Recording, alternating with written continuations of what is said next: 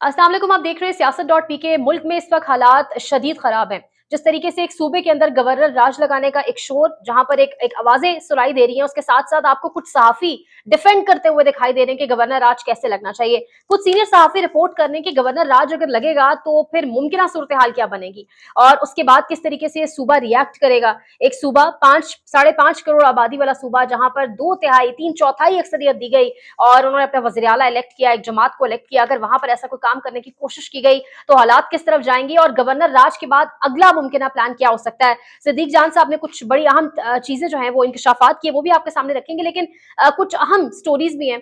सबसे पहले बात करेंगे रिसेंट जो कल से टॉप ट्रेंड कर रही थी एक ऑडियो, जिसमें पाकिस्तान तहरीक इंसाफ के एक एमएनए एनए 197 से इनका ताल्लुक सादुल्ला बलूच, इनकी अहलिया की खाला को और इनकी बेटी को जिस तरीके से नामालूम लोग ले गए। और उसके बाद हमाद अजहर साहब की जानिब से एक ट्वीट भी सामने आया और उन्होंने कहा कि ये जो मामलात है, ये बजाय ऐसा लग रहा है कि यहाँ तक रुक नहीं रहे और अगर इसी तरह मामला चलता रहा तो फिर हम एक बहुत बड़ा ऐलान करेंगे अगर उनकी अहलिया को, अगर उनकी बेटी को ना छोड़ा गया।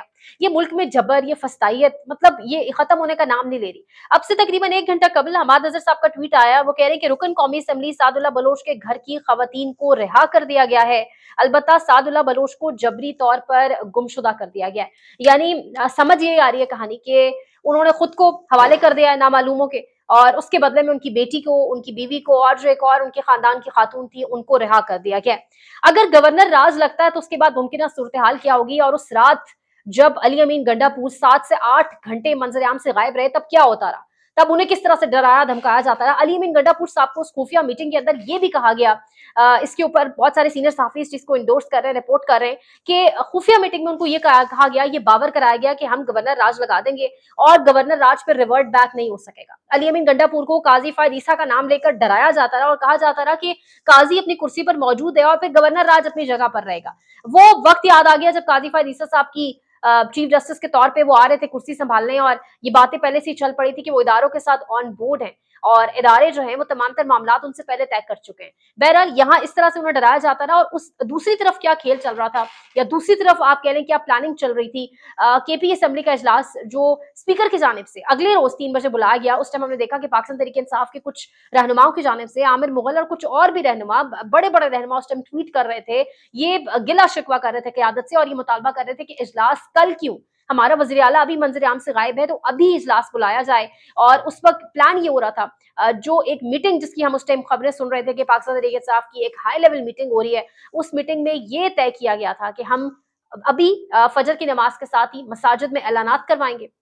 ऐलानात के अंदर बाकायदा इस चीज का ऐलान किया जाएगा और ये कहा जाएगा मकामी लोगों को और पश्तो जुबान में ऐलानात होंगे कि हमने सुबह एक बड़ी तादाद में नमाज फजर के बाद इस्लामाबाद मार्च करना है और हालात किस तरफ जाते हैं। यानी वो जो 7 से 8 घंटे हैं वो पाकिस्तान के हालात को किस तरफ लेके जा सकते थे। क्या वो जो फैसला साज हैं, क्या वो जिन्होंने बिठा के अली मीन गंडापुर को प्रेशराइज किया। अब यहाँ पर जो कुछ टाउट्स हैं, मुनीफ फारूक जैसे कुछ टाउट्स हैं, वो बड़ा खेल रहे हैं। वो कह रहे हैं, मुनीफ फारूक का एक क्लिप भी अगर आप सुनेंगे, वो कह रहे हैं जी कि रगड़ा लगा के आया है इनका वजीर आला, इसको रगड़ा लगा है ठीक ठाक। यानी एक इलेक्टेड सीएम को ये कैसी सहाफत है, इनको सहाफी कहते हैं यानी ये प्रोफेशन है जो हमारा सहाफत का, इसके ऊपर बहुत बड़ा दाग है। यानी एक इलेक्टेड सीएम के हवाले से आप ये अल्फाज इस्तेमाल करेंगे, उसको रगड़ा लगाया, भाई किसने लगाया, फिर आप पूरी बात करें।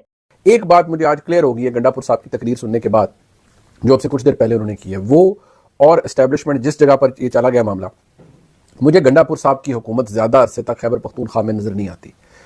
वो इसलिए कि एक होता है ना कि कोई वो तेरी इस्तेलाह इस्तेमाल की जाती है, सॉफ्टवेयर अपडेट हो गया। इधर गंडापुर साहब आए हैं, 8 घंटे रगड़ा खा के गए हैं, वापस गए हैं, उन्होंने फिर दंदन आना शुरू कर दिया। उन्होंने फिर वही मौक़िफ़ जो पीटीआई और इमरान खान साहब का कि ऐसी की तैसी, मैं बाप का नौकर नहीं हूँ, ये नहीं हुआ। ये क्लियर मैसेज है एस्टैब्लिशमेंट को भी हर जगह कि मैं ठीक है, आपने मेरे साथ जो करना था कर लिया, लेकिन मैं अपनी जगह से नहीं हिलना, मैं इमरान खान के साथ खड़ा हूँ। तो ये कौन सी सहाफत है जो आप करते फिर रहे हैं, कौन सी जमहूरियत है जिसकी आप बात करते हैं। और यहाँ पर सहाफी ऐसे हैं जो गवर्नर राज को, जो इन तमाम तर चीजों को डिफेंड कर रहे हैं, जो कह रहे हैं बिल्कुल ये वाले काम होने चाहिए, जो कह रहे हैं कि अली अमीन गंडापुर जो है वो डर गया और अली अमीन गंडापुर को जो उस मीटिंग में कहा गया और उसके बाद माजरत की गई, सवाल ये उठता है अगर अली अमीन गंडापुर ने माजरत कर ली थी तो जो कुछ केपी असेंबली में हो रहा है, आज दोबारा केपी असेंबली का इजलास शुरू होना है 2:30-3 बजे के करीब। आज कहा यह जा रहा है, कुछ इत्तलात ऐसी हैं कि गालिबन अली मीन गंडापुर साहब उसमें जो है कोई तकरीर करेंगे, खिताब करेंगे। यानी एक इंसान की तकरीर से प्रॉब्लम थी, अब इतनी ज्यादा तकरीरें सामने आ रही हैं, करारदाद भी पास की गई, हालात इस तरफ जा रहे हैं। गवर्नर राज के हवाले से कुछ सीनियर सहाफी रिपोर्ट ये कर रहे हैं।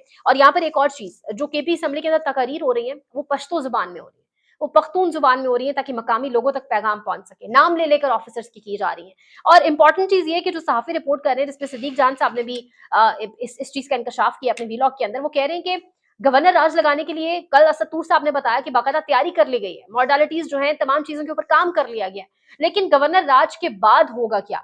अगर आप गवर्नर राज लगा लेते हैं एक ऐसे सूबे के ऊपर जहां 3/4 के साथ एक हुकूमत बैठी है, तो उसके बाद आपको क्या बर्दाश्त करना पड़ेगा, कॉन्सिक्वेंसेस क्या होंगे? सबसे पहली बात तो ये कि हवाला दे रहे हैं यहाँ पे बड़े सहाफी के, जो अभी पिछले अरसे में बन्नू के अंदर और जो मुख्तलिफ मकामात के अंदर लोग निकले थे, वो लोग अपने तय निकले थे, वो पाकिस्तान तहरीक इंसाफ के लोग नहीं थे। वो पाकिस्तान तहरीक इंसाफ से उनका ताल्लुक नहीं था, वो ताजिर कम्युनिटी थी, वो वहाँ के लोकल्स थे और वो एहतजाज कर रहे हैं। अभी जो लकी मरवत और डेरा इस्माइल खान के अंदर जो हालात है वो भी हमारे सामने है।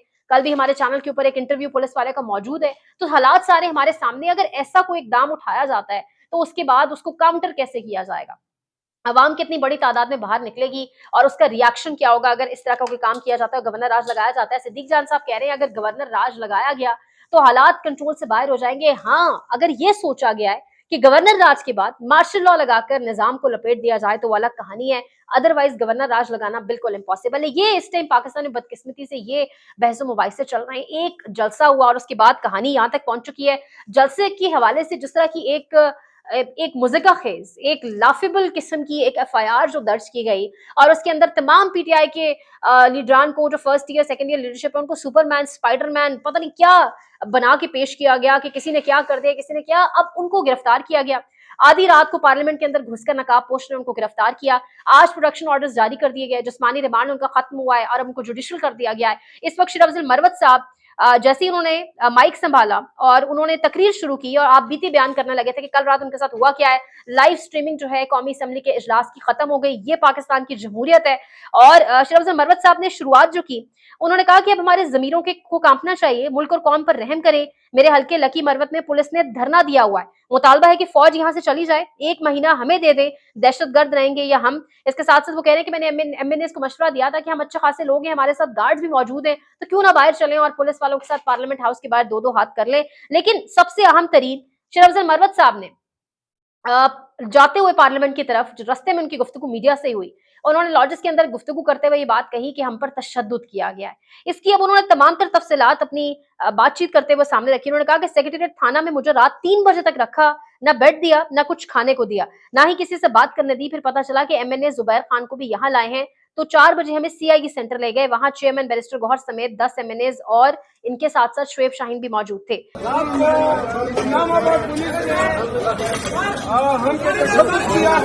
आंखों पर पट्टी बांध के पुलिस लाइन से कहा गया, उसके बाद किसी घर में ले गए, वहां जाकर जिस तरह से तशद्दुद किया गया। और मुझे डीआईजी आगे बैठा था पिस्तौल पकड़कर, और उसने कहा कि जो पुलिस कस्टडी से भागने की कोशिश करता है जिस्मानी रिमांड के वक्त, उसको गोली मार के खत्म कर दिया जाता है। इसके साथ साथ उन्होंने जज अबुल हसनात की बात की, जिन्होंने जिस्मानी रिमांड पर हवाले किया तमाम लोगों को। उन्होंने कहा कि जज अबुल हसनात का नाम, इनके वालिदैन ने जज अबुल हसनात रखा है, लेकिन इनका नाम अबुल खबाइस होना चाहिए था। शरीफ अफजल मरवत साहब ने गुफ्तगू की, गुफ्तगू दिखाई नहीं गई, लाइव स्ट्रीमिंग को रोक दिया गया। मुल्क के अंदर वज़ीर आला को गायब कर दिया जाता है 7 से 8 घंटे के लिए। बेशक वज़ीर आला आके कहता है कि मैं मीटिंग में था, लेकिन इमरान खान स्टेटमेंट दे चुके हैं कि उनको कौन लेकर गया। फिर इस तरह से आपके एमएनएस को आधी रात को तहज्जुद की नमाज के वक्त पार्लियामान की हदूद के अंदर घुसकर और फिर उसके बाद उनको जिस्मानी रिमांड दे दिया जाता है महज एक जलसे की बात के ऊपर। ये तमाम तर सिचुएशन हमारे सामने मौजूद है। और इसी हवाले से एक और बड़ी खबर इससे जुड़ी, सुबह मिलिट्री कोर्ट के हवाले से एक दरखास्त पाकिस्तान तहरीक इंसाफ ने जस्टिस गुल हसन औरंगजेब की अदालत में डाली। पहले उन्होंने दरखास्त डाली, जिसको रजिस्ट्रार ने एतराज लगा के वापस कर दिया। सुबह जस्टिस गुल हसन औरंगजेब की अदालत में इसके ऊपर समाअत हुई और समाअत के दौरान बड़ी इंटरेस्टिंग गुफ्तगू हुई। गुफ्तगू बड़ी इंटरेस्टिंग इस तरीके से हुई कि जो पाकिस्तान तहरीक इंसाफ के वकील हैं उजैर भंडारी साहब, उन्होंने कहा कि बानी पीटीआई की मुमकिन मिलिट्री हिरासत और ट्रायल को रोकने के लिए हम ये दरखास्त डाल रहे हैं। हमें लग रहा है कि फ्यूचर में जो है वो ये ट्रायल हो सकता है मुमकिन, जिस पर चीफ जस्टिस मियां गुल हसन औरंगजेब ने डीजीआईएसपीआर के बयान को सियासी करार दिया। जब पूछा गया कि आप ये किस बेसिस के ऊपर कह रहे हैं, तो पहले वकील ने कहा कि हाई ऑफिशियल्स ने अपनी स्टेटमेंट्स के अंदर कहा है कि मिलिट्री ट्रायल किया जा सकता है, फौज की तहवील में खान साहब को दिया जा सकता है, जिस पर गुल हसन औरंगजेब ने कहा ये सियासी बयान है। उन्होंने कहा आगे से जो वकील साहब उन्होंने कहा डीजीआईएसपीआर ने भी ये स्टेटमेंट दिया है, जिस पर दोबारा मुस्कुराए जस्टिस मियां गुल हसन औरंगजेब। उन्होंने कहा ये भी सियासी बयान है। जो समाअत सारी कंक्लूड हुई वो इस नुक्ते के ऊपर हुई। मियां गुल हसन औरंगजेब साहब ने कहा कि फिलहाल उनको मिलिट्री ट्रायल में नहीं दिया गया और अगर कल को दिया जाता है तो हम उस पर तमाम मामला देख लेंगे कि किस बेसिस पर दिया जाता है, या अगर दिया जाता है तो आया वो जस्टिफाइड है भी यानी उसके बाद इस मामले को आगे बढ़ाएंगे। यानी मियां गुल हसन औरंगजेब साहब का जो आज का स्टेटमेंट है कि ये सियासी बयान है, चाहे वो डीजी ISPR ने दिया है, चाहे वो किसी और हाई ऑफिशियल ने दिया है, ये बड़ा हौसला अफजा है पाकिस्तान तहरीक इंसाफ के लिए। यानी जजेस भी आपको बाकायदा कोई तगड़ी पोजीशंस लेते दिखाई दे रहे हैं और यही बहुत बड़ी वजह है कि जजेस की ट्रांसफर और पोस्टिंग की बातें होती हैं और जो तगड़े जजेस हैं, इसीलिए पूरे निजाम को अगर कोई सूट कर रहा है ना इस पूरी सिचुएशन के अंदर, तो वो एक काजी फायदीसा है और इसीलिए मेहरबानी की जा रही है, कोशिश की जा रही है कि उसको किसी तरह ना जाने दिया जाए। फिर उसी के हवाले से धमकियां भी दी जाती है कि गवर्नर राज अगर लग गया तो काजी यही मौजूद है। कुछ गैर सरकारी तर्जुमान आपको फैसल वावडा की शक्ल में भी दिखाई देंगे। फैसल वावडा ने अब से 1 से 2 रोज कबल काशिफ अब्बासी साहब के प्रोग्राम में बैठकर कहा जी कि रियासत माँ भी होती है और रियासत बदमाश भी होती है। तो ये जो सब कुछ हो रहा है ये रियासत की तरफ से एक रिएक्शन है और उन्होंने डिफेंड किया भरपूर अंदाज में कि जो कुछ भी हो रहा है बिल्कुल ठीक हो रहा है। उन्होंने यहाँ तक कहा कि अली मीन गंडापुर को KPK के अंदर अब हुकूमत नहीं करनी दी जाएगी और उनके दिन गिने जा चुके हैं। लेकिन कल काया पलटी, न जाने वो जो KPK असेंबली के अंदर तकरीर हुई जिसमें फैसल वावडा को आईना दिखाने की कोशिश की गई, वो एक वजह बनी। क्या वजह बनी? काया पलटी और फैसल वावडा साहब अब टीवी चैनल्स के ऊपर आकर तमाम का तमाम मलबा जो कुछ हुआ है वो डाल रहे हैं मुस्लिम लीग नून की हुकूमत के ऊपर। और जब उनसे सवाल हो रहा है तो वो आगे से जवाब ये दे रहे हैं कि मैं और मेरा बाप क्या ये सब कर सकते हैं? हम लोग क्या पार्लियामान के अंदर घुस के नकाबपोश गिरफ्तार कर सकते हैं? ये सब कुछ हुकूमत के कहने पर हुआ है, ये सब कुछ हुकूमत ने करवाया है। फिर उन्होंने अयाज सादिक के नॉलेज में था ये सब कुछ, उसका हवाला भी दिया। यानी ये काया पलटी कैसे, ये बड़ा ताज्जुब है। कह रहे हैं कि ये सब कुछ हुकूमत ने किया लेकिन अब वो ओन नहीं कर रही। 100% मैं तो नहीं कर सकता, मेरा बाप कर सकता है। अच्छा, यानी आपको नून लीग के अंदर से आवाजें आ रही हैं कि स्पीकर को पता था। लेकिन एक तासुर यह दिया जा रहा है कि जैसे कल ख्वाजा आसिफ साहब ने पार्लियामेंट में कहा कि ये एस्टेब्लिशमेंट का रिएक्शन है। सर मैं अगर उन्होंने ये बात कही है तो उनसे इसके ऊपर सवाल नहीं, प्रोग्राम्स होने चाहिए और उसकी स्क्रूटनी होनी चाहिए। ये तो बड़ा अच्छा काम है कि फिर आप भी मीठी तरीके से वही काम करें जो पीटीआई कर रही है। पाकिस्तान में इस वक्त सबसे बड़ा मसला बोलने का है। पाकिस्तान में बोलने नहीं दिया जाता, जुबानें खींच ली जाती हैं, डर है, खौफ है, टेरर है। पाकिस्तान का मीडिया मुकम्मल तौर पर कंट्रोल्ड है, वेल मैनेज्ड है, एक मैसिव सेंसरशिप है। इसी तरह का दबाव पाकिस्तान में Siyasat.pk भी फेस कर रहा है, जिसे पाकिस्तान भर में गुज़श्ता कई महीनों से मावरा आइन, मावरा कवानीन मुकम्मल तौर पर बंद कर दिया गया है, मुकम्मल तौर पर बैन कर दिया गया है। Siyasat.pk की नशरियात को लिमिटेड करके पाकिस्तान में छोड़ दिया गया है। तमाम तर कानूनी मुआवजे के ऊपर आवाज उठाई गई, दस्तक दी गई, लेकिन हर तरफ से खामोशी है, सन्नाटा है, कहीं पर कोई सुनवाई नहीं है, कोई सुनने को तैयार नहीं है। लेकिन इसका हल क्या है? क्या खामोश हो जाए? क्या सवाल ना करें? क्या मालूमात आप तक ना पहुंचाएं? क्या इंफॉर्मेशन आप तक ना पहुंचाएं? मालूमात भी पहुंचेगी, इंफॉर्मेशन भी पहुंचेगी, सवालात भी उठेंगे, लेकिन अब आपने रोल प्ले करना है, आपने अपना किरदार अदा करना है। और छोटा सा एक प्रोसीजर है, प्रोसेस है, उसके बाद आप अपना किरदार अदा करें और हमारी मदद करें। पहले आपने यह करना है कि हमारे YouTube चैनल को सब्सक्राइब करना है, उसके बाद ज्वाइन के बटन के ऊपर जाना है, क्लिक करके हमारा मेंबर बनना है। या फिर दूसरा ऑप्शन यह है कि आपने वीडियो की डिस्क्रिप्शन में जाना है, वहां पर पैट्रियन का लिंक मौजूद होगा, उस लिंक के ऊपर क्लिक करें और हमें सपोर्ट करें, हमारा हिस्सा बने, हमारी ताकत बने। ख्याल रखिएगा। अल्लाह हाफिज।